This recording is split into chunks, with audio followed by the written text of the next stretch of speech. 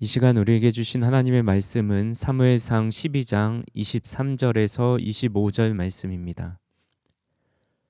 나는 너희를 위하여 기도하기를 쉬는 죄를 여호와 앞에 결단코 범하지 아니하고 선하고 의로운 길을 너희에게 가르칠 것인즉 너희는 여호와께서 너희를 위하여 행하신 그 큰 일을 생각하여 오직 그를 경외하며 너희의 마음을 다하여 진실히 섬기라. 만일 너희가 여전히 악을 행하면 너희와 너희 왕이 다 멸망하리라. 아멘. 요즘에는 그런 경우가 많지 않지만 제가 태어날 때만 해도 저희 부모님 세대들은 자녀를 놓고 서원 기도를 적지 않게 하셨습니다.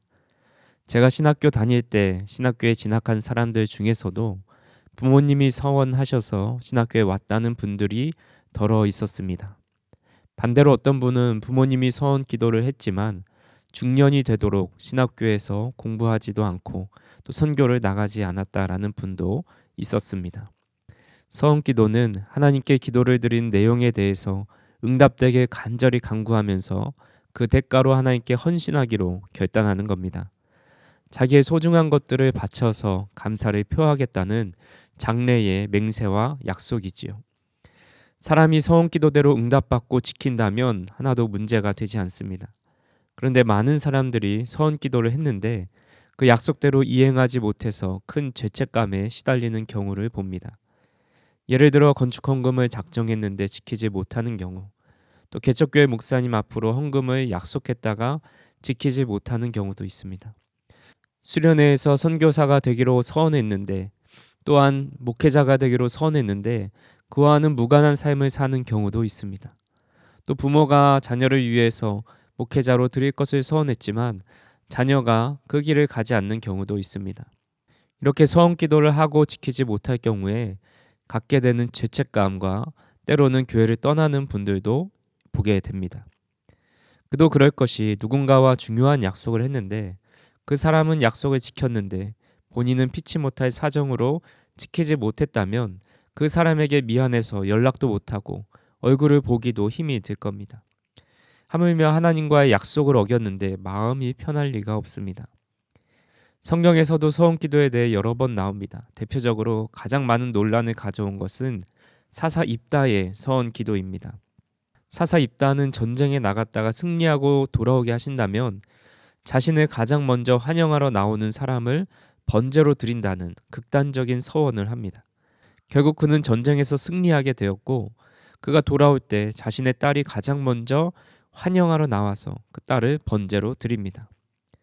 이 장면을 보면서 입다는 서원을 그렇게 잘 지키는 아주 충성스러운 일꾼이다라고 말하는 사람이 있습니다. 또한 딸이 그 말씀에 잘 순종하니 믿음의 여인이다라고 말하는 분도 있습니다. 반대로 이렇게 잘못된 서원은 빨리 회개하고 딸을 번제로 바치지 않았어야 했다라고 말하는 분도 있습니다. 서원은 사람과 하는 것이 아니기 때문에 절대 함부로 해서는 안 됩니다. 하나님은 우리가 전심으로 기도할 때 그것이 정말 필요하다면 그대로 이루어 주시는 분입니다. 하지만 당시 감정과 간절함으로 서원 기도를 했다가 지키지 못하게 되면 신앙생활에 더 큰 어려움이 찾아옵니다. 우리 인간은 자기 스스로 무엇인가를 결심하고 다짐할 수 있는 그런 강인한 사람들이 아닙니다. 사람은 화장실 들어갈 때와 나올 때의 마음이 다르다고 당시 간절하게 기도했지만 기도의 응답이 이루어지면 변하는 것이 사람의 마음입니다. 예수님께서도 이런 사람의 간사함을 알고 있었기 때문에 맹세하지 말라고 말씀하십니다. 마태복음 5장 34절에서 36절입니다. 나는 너희에게 이르노니 도무지 맹세하지 말지니 하늘로도 하지 말라 이는 하나님의 보좌임이요 땅으로도 하지 말라 이는 하나님의 발등상임이요 예루살렘으로도 하지 말라 이는 큰 임금의 성임이요 내 머리로도 하지 말라 이는 내가 한 터럭도 희고 검게 할 수 없음이라. 혹 성도님들 중에 서운한 것이 있다면 속히 이행하시기를 바랍니다. 하지만 정말 사정이 되지 않는다면 하나님께 회개하셔서 하나님의 용서함을 구하시길 바랍니다. 하나님은 우리가 전심으로 용서를 구할 때 용서해 주시기 때문에 정말 할 수 없는 것을 가지고 죄책감을 갖고 살아가지 않기를 원하십니다. 한국교회의 서원기도를 많이 하게 된 이유 중에 하나가 바로 한나의 기도가 한몫하지 않았나 생각해 봅니다. 레이지파 제사장이었던 엘가나는 두 명의 부인이 있었습니다. 한 명은 브닌나였고 한 명은 한나였습니다. 엘가나는 한나를 편애하였는데 브닌나는 자식이 있지만 한나는 없었습니다. 브닌나는 남편이 편애하는 것 때문에 질투가 일어났고 이로 인해서 한나의 마음을 괴롭게 했습니다. 당시 여인이 자녀를 낳지 못한다는 것은 하나님께 큰 죄를 지은 것처럼 치부되었습니다. 그렇기 때문에 한나는 누구보다 괴로운 시간을 보냈습니다. 그녀는 그렇게 슬픈 마음을 가지고 실로에 가서 마음이 괴로워 여호와께 통곡하며 기도합니다. 그리고 하나님께 서원하며 기도하지요.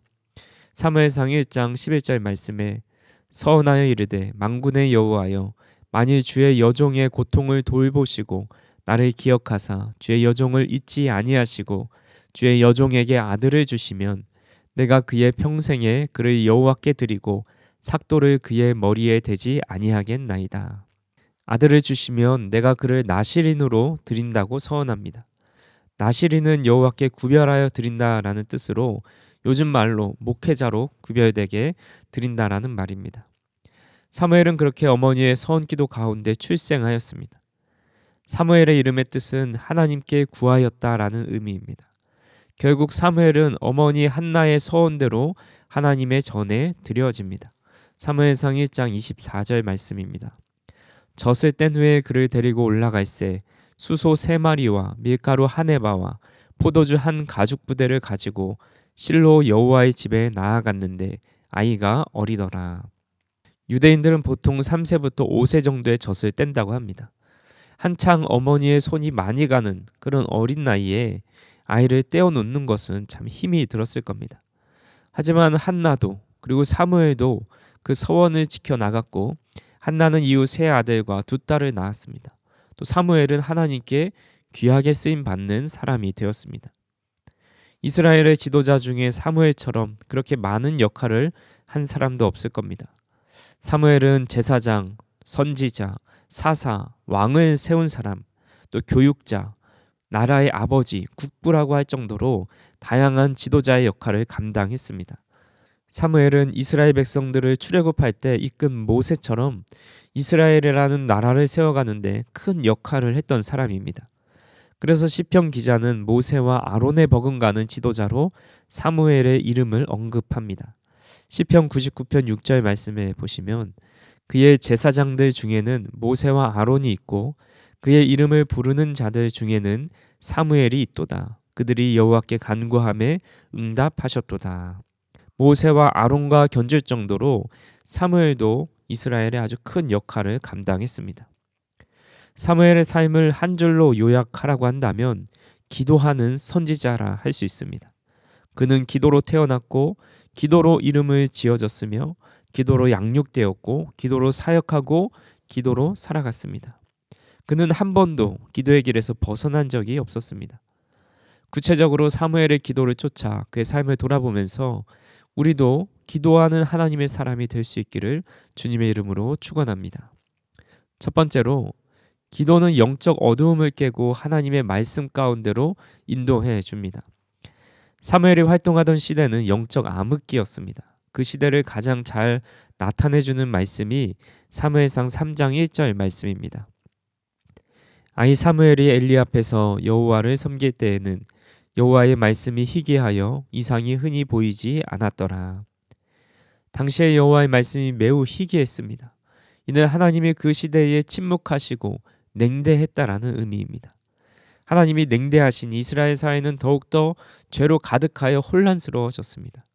하나님의 뜻을 행하여야 할 제사장들이 하나님 앞에 범죄하면서도 개혁을 단행하지 않았습니다. 당시 대제사장이었던 엘리는 자신의 아들들이 범죄함에도 그를 제재하지 않습니다.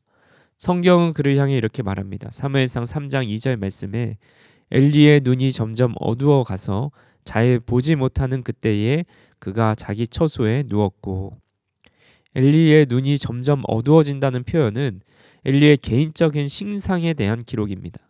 하지만 이것은 단순히 육신이 쇠하여져서 눈이 어두워지고 있다는 뜻만을 가지고 있지는 않습니다. 육적인 시력뿐만 아니라 영적인 영안도 어두워지고 있음을 나타내고 있습니다. 영적 지도자인 엘리의 눈이 어두우니 당시 이스라엘 백성들 또한 같이 영적 맹인으로 살아가고 있음을 알려주고 있습니다. 사도 바울은 고린도후서 4장 16절에 이렇게 말합니다. 그러므로 우리가 낙심하지 아니하노니 우리의 겉사람은 낡아지나 우리의 속사람은 날로 새로워지도다. 엘리는 대제사장으로 겉사람은 낡아져도 속사람은 날로 새로워졌어야 했는데 그렇게 하지 못했습니다. 그로 인해 이스라엘 백성들은 더욱 타락하게 되었을 뿐만 아니라 자신의 가문의 심판을 받게 된다는 것도 사무엘을 통해서 전달받게 됩니다. 이런 엘리와 또 그의 아들들과는 다르게 사무엘은 하나님 앞에서 자라납니다. 사무엘상 2장 18절 말씀에 사무엘은 어렸을 때에 세마포 에봇을 입고 여호와 앞에서 섬겼더라. 그는 어렸을 때부터 여호와 앞에 섬겼고 그렇게 자라서 2장 26절에 보시면 아이 사무엘이 점점 자라매 여호와와 사람들에게 은총을 더욱 받더라 말씀하고 있습니다. 구체적으로 사무엘이 여호와 앞에서 어떤 일을 섬겼는지 알 수는 없지만 하나님께서 사무엘을 만나 주시는 장면을 통해서 알 수 있습니다. 사무엘상 3장 3절 말씀에 보시면 하나님의 등불은 아직 꺼지지 아니하였으며 사무엘은 하나님의 궤에 있는 여호와의 전 안에 누웠더니. 하나님의 등불은 회막에 늘 피워놓는 불을 의미합니다. 하나님께서는 이 등불을 항상 켜놓으라고 명령하셨습니다. 출애굽기 27장 21절에 보시면 아론과 그의 아들들로 회막 안 증거궤 앞 휘장 밖에서 저녁부터 아침까지 항상 여호와 앞에 그 등불을 보살피게 하라. 이는 이스라엘 자손이 대대로 지킬 규례이니라. 증거궤 앞 휘장 밖에서 저녁부터 아침까지 여호와 앞에 그 등불을 보살피게 하라고 말씀하셨습니다. 그리고 이 일은 제사장이었던 엘리의 두 아들 홈니와 비느하스가 해야 했습니다.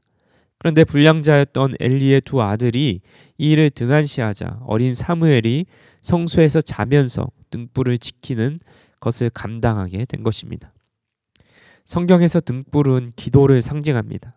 사무엘은 암흑과 같은 시대에 기도의 등불이 되어 주었습니다. 말씀이 희귀하여서 이상이 흔히 보이지 않던 시대에 사무엘은 기도함으로 영적 어두움을 깨고 이스라엘 백성들을 말씀 가운데로 인도하였습니다. 사무엘상 3장 19절에서 21절에 이렇게 기록합니다. 사무엘이 자라매 여호와께서 그와 함께 계셔서 그의 말이 하나도 땅에 떨어지지 않게 하시니 단에서부터 브에세바까지 온 이스라엘이 사무엘은 여호와의 선지자로 세우심을 입은 줄을 알았더라. 여호와께서 실로에서 다시 나타나시되 여호와께서 실로에서 여호와의 말씀으로 사무엘에게 자기를 나타내시니라. 그렇게 사무엘은 기도의 등불이 되어서 이스라엘 백성들에게 말씀을 전하는 자가 되자 온 이스라엘이 이 사무엘을 여호와의 선지자로 세우심을 입은 줄 깨닫게 됩니다. 그리고 실로에서 나타나지 않았던 여호와의 말씀이 다시 실로에서 사무엘을 통해서 나타나게 됩니다. 우리는 영적 어둠 속에 살아가고 있습니다. 말씀은 홍수같이 쏟아져 나오지만 정작 우리는 말씀을 붙잡고 실천하지 못하면서 어둠 속에 살아갑니다. 영적 기갈 속에 살아가고 있습니다. 이 기갈이 계속되면 결국 영적 죽음을 맞이하게 됩니다. 하나님과의 관계가 끊어지고 하나님의 뜻대로 살지 않아도 아무런 양심의 가책이 없어집니다. 그렇게 간절히 바라기는 우리가 어린 시절의 사무엘로 돌아가진 못할지라도 지금이라도 늦지 않았습니다. 여호와 앞에서 자라며 기도의 등불을 끄지 않으시기를 바랍니다. 우리의 육신은 쇠하여 갈지라도 우리의 기도로 영은 날마다 새로워져서 우리 주변의 어둠을 밝게 비추고 말씀으로 그들을 인도할 수 있는 저 우리 성도님들이 되시기를 주님의 이름으로 간절히 축원합니다. 두 번째로 기도는 하나님의 능력을 경험하게 합니다. 이스라엘 백성들은 블레셋과의 전투에서 법궤를 빼앗깁니다. 결국 하나님의 도우심으로 기럇 여아림으로 돌아오지만 다시 실로에 있는 회막으로 모시지 못한 채 20년의 시간이 지났습니다. 그동안 하나님과 법궤에 별 관심이 없었던 사람들이 다시 하나님을 찾게 됩니다. 이때 사무엘은 이스라엘 백성들 가운데 있는 우상을 제거하라 말하죠. 그리고 미스바로 모이게 한 후에 말합니다. 사무엘상 7장 5절에서 6절 말씀입니다. 사무엘이 이르되 온 이스라엘은 미스바로 모이라. 내가 너희를 위하여 여호와께 기도하리라 하매 그들이 미스바에 모여 물을 길어 여호와 앞에 붓고 그날 종일 금식하고 거기에서 이르되 우리가 여호와께 범죄하였나이다 하니라. 사무엘이 미스바에서 이스라엘 자손을 다스리니라. 사무엘은 예루살렘에서 북쪽으로 약 13km 떨어진 미스바에 모여서 영적 대각성 집회를 개최합니다.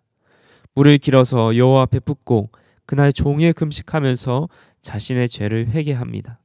물을 길어서 붓는다는 것은 현실이 너무나도 아프고 절망적이었기 때문에 생명 연장의 가장 기본 요소인 물을 마시는 것도 절제한다라는 의미가 있습니다.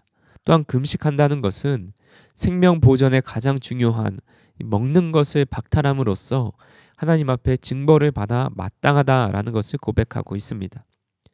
이때 온 이스라엘이 미스바에 모였다라는 소식을 들은 블레셋은 이 모임을 단순히 종교적 모임으로 보지 않았습니다.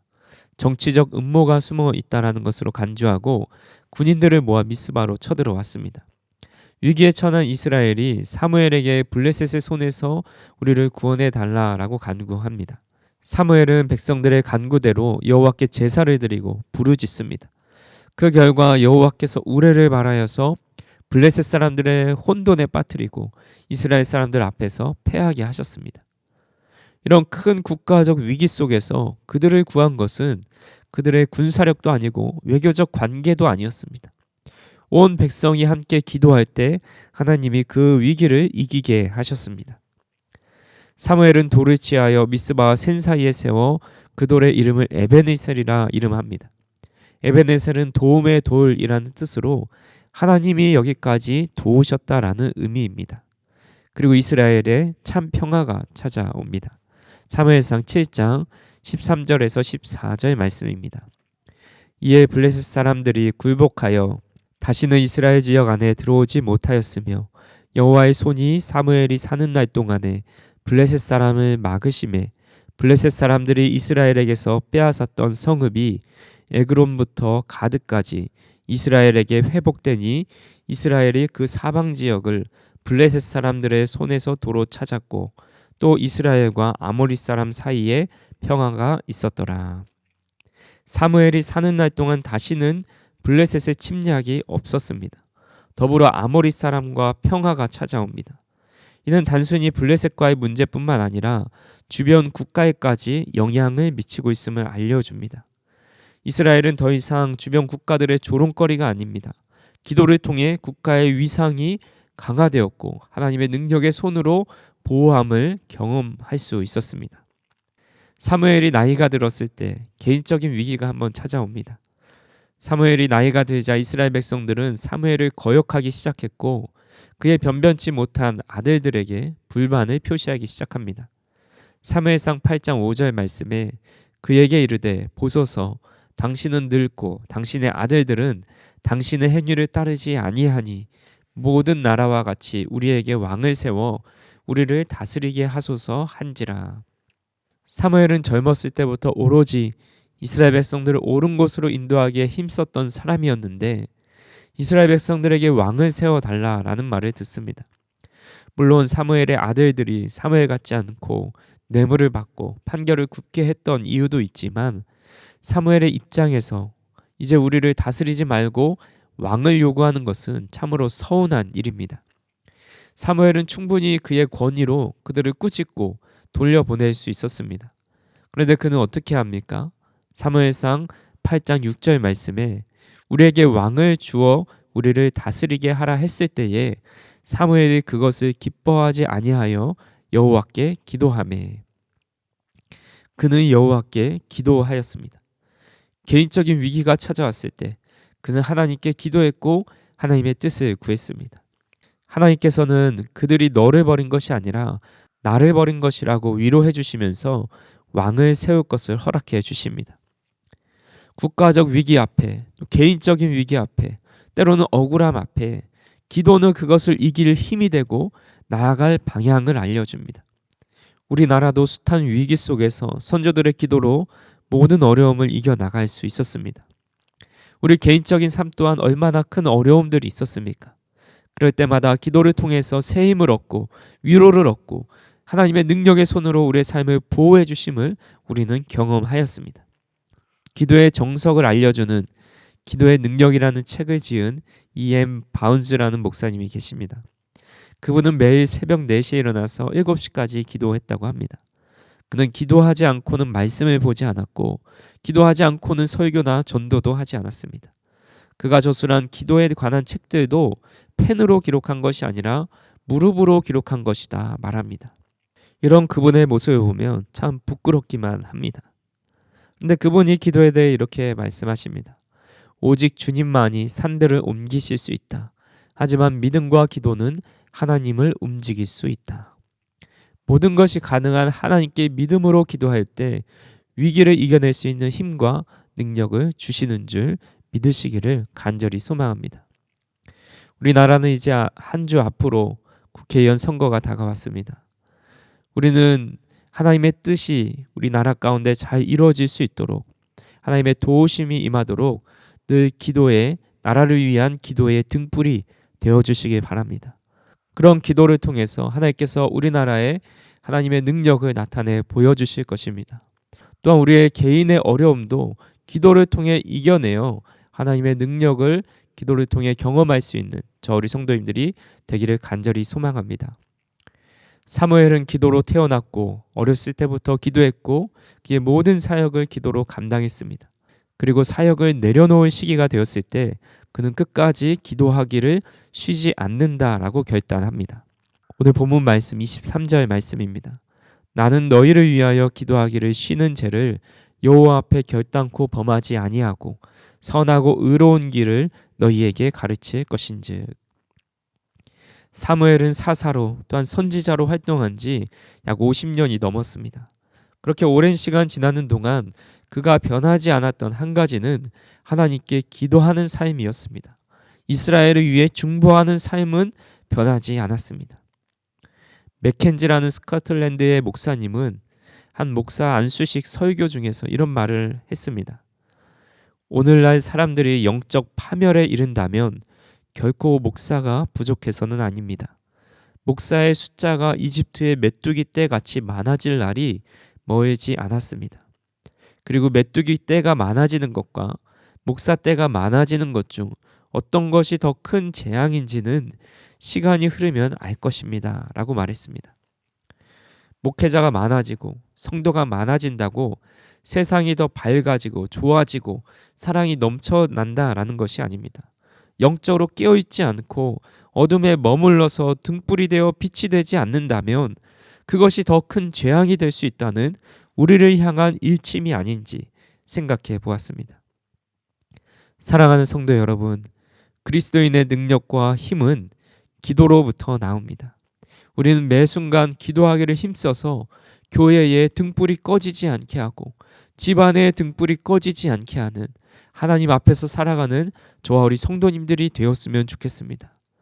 우리가 기도에 등불을 켜놓고 있다면 우리 주변은 주님의 말씀이 들려오는 밝은 곳이 될 것이고 하나님의 손이 우리의 등불이 켜 있는 동안 지키시고 보호해 주실 것입니다. 우리 자신과 우리의 가정과 교회와 나라를 위해 늘 깨어 기도할 수 있는 저 우리 성도님들이 되시기를 주님의 이름으로 축원합니다. 기도하겠습니다. 사랑과 은혜가 풍성하신 하나님, 오늘도 저희들을 기도의 등불로 삼아 주셔서 하나님의 뜻을 구하며 주님 앞에 살아갈 수 있도록 인도해 주시니 감사합니다. 우리 몸은 점점 쇠하여져도 우리의 영은 날마다 새롭게 하여 주시옵소서. 우리의 눈을 밝히사 하나님의 뜻을 분별하게 하시고 우리 기도의 지경이 넓어져서 많은 사람을 품고 우리 교회와 나라와 한국 교회를 품고 기도하는 기도의 등불들이 다 되게 하여 주시옵소서. 예수님의 이름으로 기도드리옵나이다. 아멘.